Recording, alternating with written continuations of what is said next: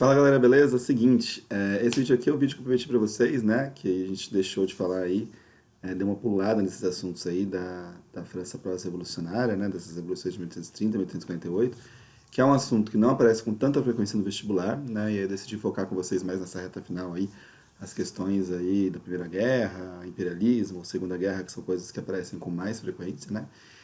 Mas para a gente não ficar sem esse conteúdo, eu decidi fazê-los, né, através de uma gravação e postar aí para vocês, para quem tiver mais interesse, se for para a área de humanas, aí, principalmente na segunda fase, né, poder dar uma checada, né?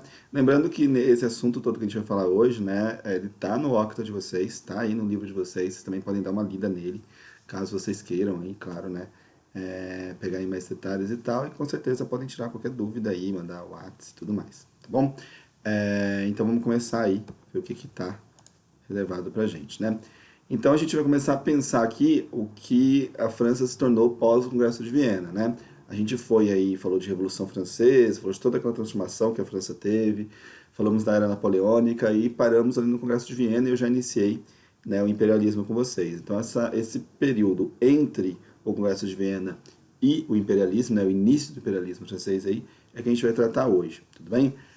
Logo depois aí que a gente tem o fim do Congresso de Viena, né, até por causa das propostas que esse Congresso tem, a gente vai ter o que a gente chama de retomada conservadora, ou seja, aquela ideia de antes, do antigo regime, aquela propaganda toda vai retornar à França, e o trono então é dado aí para Luís XVIII, né, que vai acabar se estabelecendo aí, né, como mais uma vez uma monarquia na França. Só que o Luís XVIII, galera, ele não tem ainda muito a moral de estabelecer, ou de tentar estabelecer, de certo modo, né, uma posição mais autoritária, assim, né, ou mais absolutista na França. Então o que ele vai fazer é criar uma carta constitucional, né, que vai ser outorgada, ou seja, vai ser imposta em 1815, que basicamente representa aí uma conciliação entre algumas conquistas que essa Revolução Francesa e todo esse momento liberal na França trouxe, junto, né, com alguns princípios que já existiam antes aí no absolutismo, ou seja, um meio do caminho, uma tentativa de nem manter, né, aquela coisa tão radical como era antes da Revolução, né, aquela coisa toda com aquelas medidas mais jacobinas, aquela coisa toda bem liberal mesmo, mas também não abrir mão, né, desse mundo mais absolutista e tal que existia, né? Então você vai ter a manutenção da igualdade jurídica e da inviolabilidade da propriedade, coisas bem burguesas, né? Mas o rei acaba se tornando um cara importante, né? Vai ser aí um cara que vai partilhar, né? Vai ter aí o controle do poder executivo, faltou um R aqui, poder executivo, tá? Então você vai criar a Câmara dos Pares, Câmara dos Deputados, ou seja, vai reorganizar um pouco o mundo aí, né, francês, o mundo político francês, para que a gente tenha, de certo modo, né, um caminho do meio mesmo nessa história. Tudo bem? Obviamente você vai enfrentar, né, nesse momento, alguns conflitos políticos, né? Toda vez que você opta por um caminho do meio, você evita um pouco grandes revoltas, mas você também, né, acaba não agradando muito ninguém, né? Então você vai ter principalmente os ultrasrealistas, os liberais e os constitucionalistas discutindo sobre o melhor caminho para a França, né? Os ultrasrealistas tinham essa visão de que deveria se retornar ao absolutismo mesmo, que as coisas deveriam ser como eram antes da Revolução, e como as coisas deveriam seguir.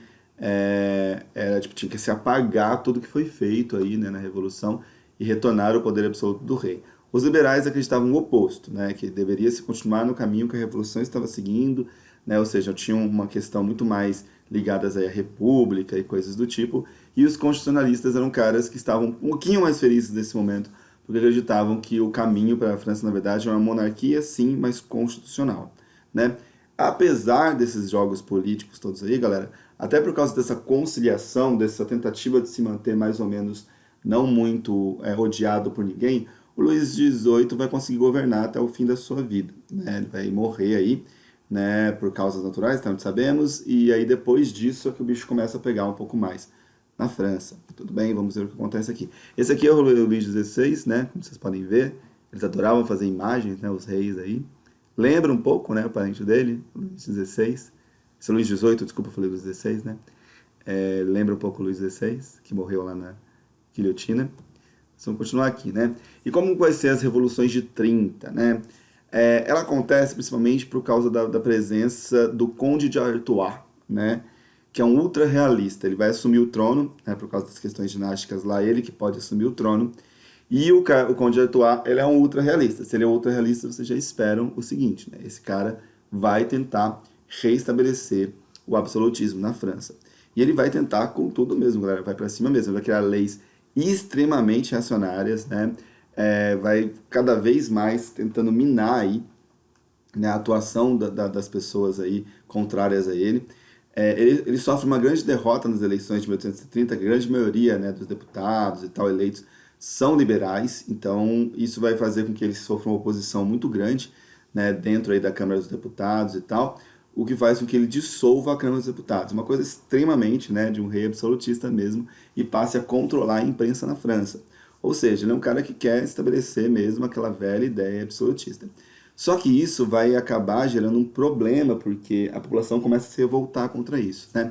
Além dessas medidas todas reacionárias que ele tem, desse processo todo autoritário que ele vai ter, é um momento de bastante crise econômica para a França e é divulgado um boato de que as pessoas estariam comendo, enfim, é um medalhão, na verdade, é um tipo de comida, né, de uma carne bastante sofisticada dentro dos palácios, teria sido feita uma festa para os altos oficiais, eles teriam comido isso, enquanto a população está passando fome, esse boato assume aí, né, proporções gigantescas, as pessoas começam a ir para as ruas, e aí vai ser o estopim de uma série de insatisfações, né, que vai fazer com que essas pessoas acabem indo aí para as ruas mesmo, e inclusive vão conseguir tomar canhões, vão se armar, e vai começar uma verdadeira bafafá nas ruas aí de Paris, né, e esse vai ser conhecido como Jornada dos Logrados, né. Você vai ter pessoas, inclusive, que são consideradas grandes heróis da queda da Bastilha, né, vindo com a mesma ideia, vamos entrar, vamos tomar aí, né, o poder, né, dentro do palácio, chegam a tentar entrar no palácio, quem vai fazer a defesa desse palácio, né, é o Conde Lafayette, mas ele não vai conseguir segurar muito a onda, a população entra, o que vai fazer o rei Carlos acabar tendo que fugir da França, né, com medo aí de acabar, né, como outros reis franceses, né, acabando condenado aí, perdendo a cabeça, né. Logo, né, logo depois desse bafafá e a fuga do rei, quem vai retomar, né, quem vai começar a controlar o processo de rebelião da galera, obviamente, né, como sempre, vai ser a burguesia, né, e a burguesia vai ser muito rápida em certo modo cooptar esse movimento e vai conseguir colocar no poder o Luís Felipe de Orleans, chamados aí, né, de o rei burguês. E aí a gente tem o início de um reinado de um rei muito mais aliado à burguesia e sem essa ideia, né, muita ultra-realista aí. A grande parte da burguesia, né, estava mais no campo, por mais que, né, da alta burguesia, estava mais numa ideia mais próxima dos constitucionalistas, né, e eles vão fazer exatamente isso. Então eles estabelecem uma monarquia parlamentar sob controle da alta burguesia. Tudo bem? E aí, galera, esse aqui, só para vocês verem, olha que legal, como a vestimenta, né, ela diz muita coisa. Esse é o Conde de Artois, é a maneira que ele escolhe ser pintado, né? Você já vê que esse cara já tem todas essas questões, né? Ele já quer parecer esse cara aí mais absolutista mesmo e pá, né? Esse daqui já é o Luís, né? Olha a diferença entre esses dois, né? O Luís já é muito mais próximo de uma roupa militar e tal, muito mais burguesa. Vocês verem aí um lado a lado, né? O Conde de Artois é extremamente, né? Faz muito mais menção a uma nobreza, uma questão de um poder, de um luxo, do que, né, o rei Felipe aí de Orleans, né? Luís Felipe de Orleans. Então você vê que a própria maneira como eles são pintados, como eles são representados, já diz muito sobre as propostas políticas deles, né? Galera, e aí o que vai ser a Revolução de 1848, então, né? O que vai acontecer aí? Você vai ter, então, esse rei, né? Esse rei Luís, sempre, claro, privilegiando a alta-burguesia. A alta-burguesia vai começar cada vez mais a se tornar essa classe, né, que substitui a nobreza na França, se tornando extremamente privilegiada, e a crise, né, vai se abater bastante em cima da população, né, e a galera, a oposição, né, essa alta-burguesia começa a pedir uma reforma eleitoral, né, e o fim de um critério censitário. Não sei se vocês lembram o que é o critério censitário, é quando as votações são feitas baseadas no dinheiro, né, portanto quem tem mais dinheiro vota, quem não tem dinheiro não vota, ou seja, mais uma maneira de privilegiar a burguesia, né, e aí você vai obviamente ter as pessoas contrárias, né, a oposição contrária a essa burguesia formada por bonapartistas, que eram pessoas, como o nome propriamente diz, né, muito próximas do que Né, acreditavam que o melhor caminho era o que o Napoleão tinha feito, né, de uma retomada de um império francês, aquela coisa toda, não exatamente absolutistas, tá, mas numa linha mais mesmo exigindo um governo autoritário controlado pelo exército, mas ainda assim constitucional, né? Os republicanos, que achavam que tinha que acabar com essa coisa de monarquia, estabelecer uma república liberal, e os socialistas, né? Lembrando, pela data, vocês já devem sacar, já está rolando essas ideias socialistas, né? Então, essa ideia de fazer um governo mais dos trabalhadores mesmo e tudo mais. Então, rolava uma pressão muito grande desses três grupos em cima da alta burguesia na época e do rei, para que se houvesse, né, uma reforma eleitoral e uma reforma administrativa na França de maneira geral, né, que mudasse um pouco a maneira como as coisas estão sendo conduzidas, ou seja, que tirasse esses privilégios todos dessa classe burguesa, tudo bem? Obviamente isso vai ser recebido com muita repressão, né, por parte do rei, vai se criar a Guarda Nacional, né, um grupo especificamente para perseguir essas pessoas, né, vai ter o fim da liberdade de imprensa e a proibição de reuniões. Você não podia, se você participasse, né, se você fosse francês nessa época, você não podia fazer reuniões com seus amigos, assim, porque isso era considerado uma série de um problema, possivelmente um momento onde vocês estariam combinando rebeliões, combinando revoltas contra o rei, né? Bastante paranoico, assim. Né? O problema é que essa crise, né, como eles não resolvem, essa crise vai se agravando, e aí a gente vai ter o conflito a campanha dos banquetes, ou conflito dos banquetes, né, como a gente chama. O que é isso? A única reunião que era possível, que você podia fazer, eram os banquetes, né? O que você podia se unir com as pessoas era para comer, para qualquer outra coisa era proibido. Então o que começou a acontecer? Os grupos, né, revoltosos, revolucionários, enfim, começavam a marcar banquetes para se unir e comer, né, contando as coisas. Eu não sei se vocês viram um filme muito bom, que eu indico, inclusive, que chama Os Miseráveis, né? Tem aí nos streamers da vida aí, se não tiver também, torrent da vida, vocês conseguem achar. E num determinado momento do filme, né, do meio do filme pra frente, começa a mostrar um grupo revolucionário, né, que depois vai fazer lá uma manifestação na França e tudo mais. E é uma das partes, obviamente, que eu mais gosto do filme e tal. Toda vez que esse grupo se reúne, se você perceber bem, eles estão em um bar, eles estão em algum lugar, né, um restaurante, eles estão comendo. Não é porque eles são, tipo, festeiros, né, baladeiros aí, ou esfomeados, né? É que eles só podiam se unir assim. E aí, como só é permitido banquete, pipoca de banquete na França. Vai ter banquete o tempo todo, as pessoas estão o tempo todo fazendo banquete, exatamente para poder, de algum modo, né, ter esse espaço de discussão e pensar medidas contrárias aí, né, às aplicadas pelo rei. Né? Ficando desconfiado disso, o rei começa a mandar a Guarda Nacional a acabar com esses banquetes. Só que, galera, a Guarda Nacional muitas vezes era composta por pessoas que também não eram alto-burguesas, né? Eram contratados da alta-burguesia. Né? E começam a perceber o seguinte, mano, tá muito errado isso, a gente tá passando fome, a gente fica obrigado a reprimir pessoas, às vezes pessoas da família deles, né, e tal. Então o que vai acontecer é que quando a Guarda Nacional começa a entrar em contato com as ideias dessas pessoas nos banquetes, eles passam pro lado da galera, né? E aí não tem como, a pressão toda, né? E sem sua Guarda Nacional leva à abdicação do rei, né?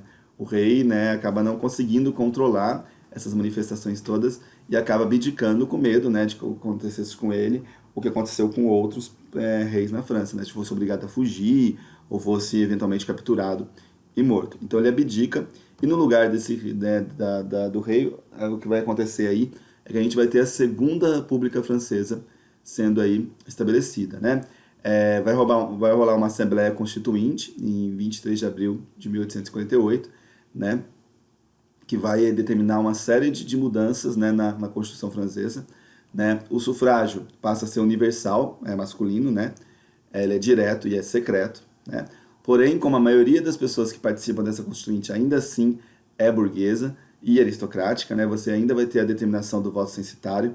Quando a população percebe que está indo para esse caminho, rola uma nova revolta popular, e aí o general Cavaignac, né, vai assumir a repressão disso, vai aparecer com bastante, né, autoritarismo da França, vai ter mais de 10 mil pessoas fuziladas e 15 mil pessoas deportadas com a ação do Cavaignac, né, em cima disso. E quando finalmente, né, a gente tem o fim aí da Assembleia Constituinte, se forma a nova Constituição e é chamada novas eleições para eleger quem vai ser o líder, né, porque o general Cavaignac lidera até o fim aí da Constituinte, né? Você vai ter principalmente dois nomes aí que estão pautados para ser eleitos para governar. De um lado, Luiz Bonaparte, neto de Napoleão Bonaparte, né? E outro lado, General Cavaignac. Gente, o Luiz, todo mundo acreditava que ele era tipo o azarão, assim, né? Ninguém achava, pô, até parece que eu vou votar no cara, né? O neto do Napoleão, ninguém achava, mas ele vai crescendo cada vez mais, vai ganhando cada vez mais seguidores, e no final, galera, quem vai ser eleito vai ser o Luiz Bonaparte, né? E ele chega, assim, exatamente seguindo a cartilhazinha do avô, né? Em 1851, ele vai dissolver a Assembleia Legislativa, né? E ele vai governar através de plebiscito. Vamos lembrar que o Napoleão, né, o original, o primeiro, né, o Napoleão Bonaparte, ele vai fazer um plebiscito muito importante em 1804, que torna ele imperador, né? Então, o Luiz Bonaparte, seu neto, vai acabar governando através de plebiscitos, né? Então, ele faz o primeiro plebiscito, onde ele se torna cônsul, né? E passa a estabelecer um controle administrativo da França. E no segundo plebiscito, ele vai se tornar imperador com o nome de Napoleão III, tudo bem? Não teve um Napoleão II, tá? É que às vezes quando você tem uma morte ou uma, uma saída não natural do trono de algum rei ou de algum imperador, se pula um número. O Napoleão não saiu do trono porque morreu, ele saiu do trono porque ele foi preso, ele foi retirado do trono. Então se pulou um número aí, a gente tem o Napoleão III, então, que seria aí o Luiz Bonaparte, tudo bem? Então vamos lá. E o que esse segundo império francês, né, ele estabelece pra gente, né? Primeiro ponto importante, galera, foi um plebiscito, né? Ou seja, a população francesa escolheu voltar ao império. Pra você ver o quanto é bizarro, né, as relações políticas na França.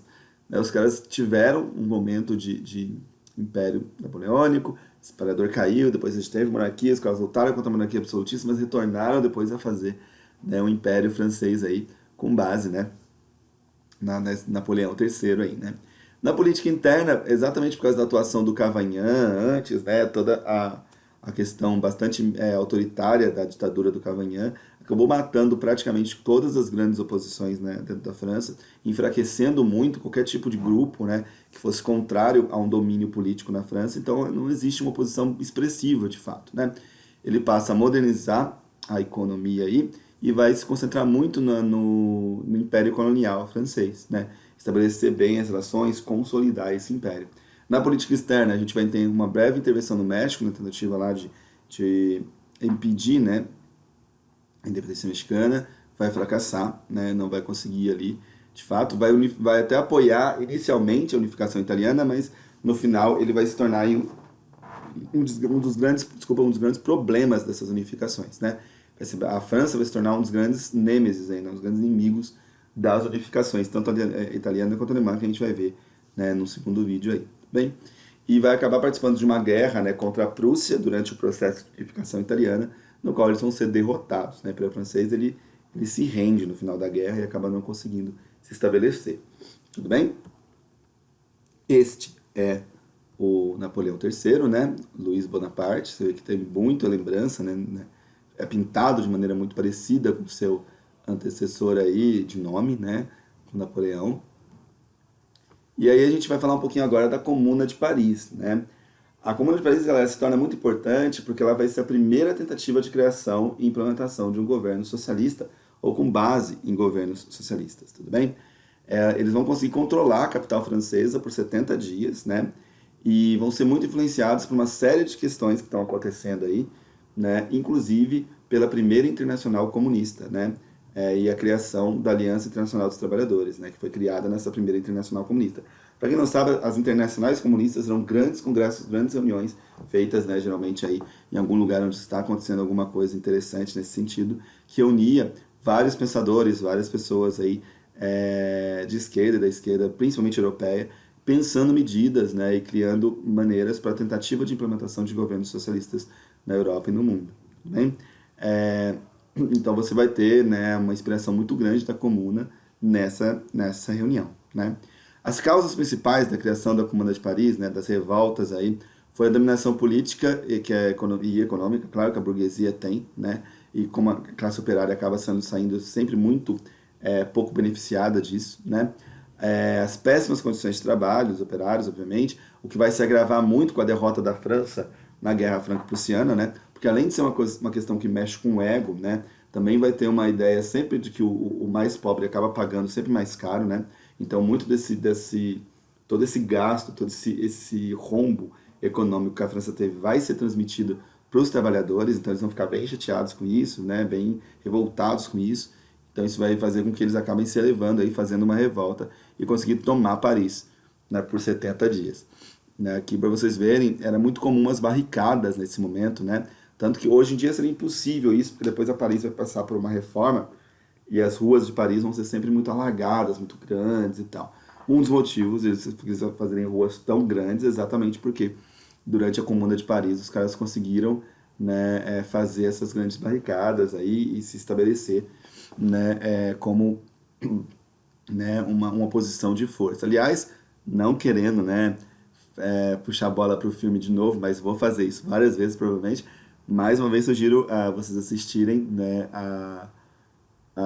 o filme, né, Os Miseráveis. Inclusive eles fazem barricadas no filme e é muito comum, né, esse tipo de resistência que se tinha na época contra as tropas e tudo mais, né. Vamos lá, né? As principais medidas, né, desses 70 dias que a Comuna de Paris conseguiu se estabelecer na França, galera, quais foram as principais medidas que essa comuna fez? Né, o controle de preços e de gêneros alimentícios. Então, por exemplo, não tinha como você fazer, tipo, né, aumentar muito o preço da comida. Eles impediam que isso acontecesse, exatamente para todo mundo poder comprar. Né? Imagina se tivesse uma medida dessa hoje, talvez não tinham pessoas aí, né, pegando ossos, né, comprando ossos em açougues, como a gente tem visto, né, essa coisa tão absurda aí, né? Aumenta os prazos de pagamento de aluguéis, fixa, né, a remuneração mínima de salário, não, cria um salário mínimo dos trabalhadores, né? Vai ter, tipo assim, muita preocupação com a habitação popular, a maneira que as pessoas estão morando, vivendo, né? Cria-se as primeiras grandes medidas de proteção contra o desemprego, se estabelece um Estado laico e uma separação muito clara entre Estado e Igreja, né? As fábricas passam a ser geridas, né, a ter uma autogestão, ser geridas especificamente pelos seus operários, né? E a administração do governo, né, de Paris é feita pelos próprios funcionários públicos. Né? Não tem um grande líder, não tem um grande rei, nada assim. É uma questão virada muito dentro, né, da autogestão aí. Por isso que muita gente coloca, galera, que Paris, né, que a Comuna de Paris é uma... Eles não apesar do nome, né, Comuna de Paris, tem a ver com comuna, né, a ideia de comunidade, de grupo reunido ali. A Comuna de Paris não se declara socialista, não se declara anarquista, não se declara comunista, mas muita gente associa ela muito mais a uma visão anarquista de mundo do que tipo socialista, uma vez que você vai ter a autogestão, né, sendo aí a principal medida de tomada de decisões e coisas do tipo, né. Eles estabelecem também um ensino gratuito para todos, tá? E aí vocês, inclusive aí, inclui mulheres, tá, nesse caso. E aí você pode né, já perceber que existe uma medida muito, né, todas essas medidas aí, muito mais voltada para um controle de trabalhadores mesmo, para uma medida que traga o trabalhador aí, né, tire um pouco desses grandes privilégios que existiam aí na alta burguesia. Então, obviamente, é um movimento totalmente anti-capitalista e anti, né, controle da alta burguesia aí em Paris, né. Infelizmente, né, a comuna não vai conseguir se estabelecer, né. Em maio de 1871, você vai ter a burguesia, né, acionando tropas militares e conseguindo destruir, aí, tirar do poder, né, a Comuna de Paris. A gente vai ter aproximadamente 20 mil pessoas mortas, isso inclui crianças, tá? Homens, mulheres e crianças morrem aí. E mais outras 38 mil pessoas passam a ser presas, também inclui crianças, homens, mulheres, enfim. Né? E aí a gente vai ter né, o fim aí da primeira grande experiência de um governo mais popular, mais ligado à classe trabalhadora da história, né? E aí a gente para por aqui e eu deixo aí essa imagem para vocês de Viva a Comuna, né? A Comuna foi linda. Infelizmente não é um assunto que cai tanto, eu imagino que vocês já devem imaginar o porquê, né? Mas se vocês tiverem um dia curiosidade, não nesse momento que vocês estão fritando pelas provas, super sugiro dar uma estudada maior na Comuna, que foi realmente um movimento muito bacana, muito interessante, assim, e que a gente lamenta muito que tenha dado errado. Tá bom? Pelo menos eu lamento, né? Então, galera, é isso, né, nesse primeiro vídeo de vocês, tá? Eu vou tentar fazer vídeos não muito longos, mas deixo aí pra vocês. Até porque esses assuntos não caem tanto, né? É mais pra gente, assim, conseguir passar por essas coisas mesmo. Dá uma olhadinha, assiste, reassiste o vídeo. Se você for com dúvida em alguma parte, né, dá uma lida também na apostila. E se qualquer uma dessas coisas tenha deixado você com alguma dúvida ainda sobre algum desses pontos, manda mensagem pra mim, a gente vai trocando uma ideia e vai sanando qualquer dúvida aí, tá bom? Beijão pra vocês, a gente se vê, até mais.